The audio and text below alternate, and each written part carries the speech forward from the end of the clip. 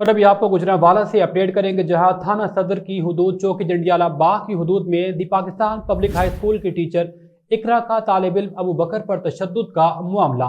दी Pakistan public high school के तालिब इल्म अबू बकर ने कहा कि पेपर के दौरान बच्चा नकल कर रहा था। जब मैंने टीचर इकरा को बताया तो उसने उल्टा मुझे ही पेपर बोर्ड से तशद्दुद करना शुरू कर दिया। अबू बकर ने मजीद बताया कि 15 दिन कबल भी स्कूल के सर सुहेल ने मुझ पर तशद्दुद किया था। बच्चे ने कहा, अबू बकर क्या हुआ था स्कूल में?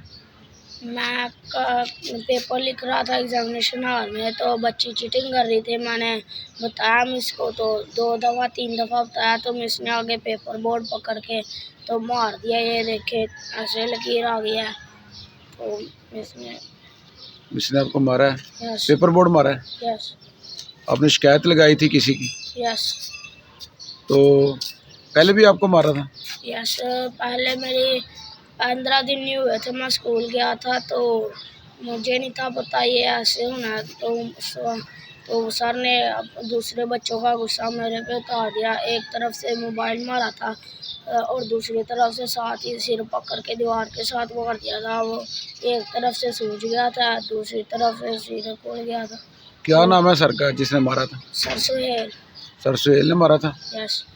ये कितने दिन पहले की बात है?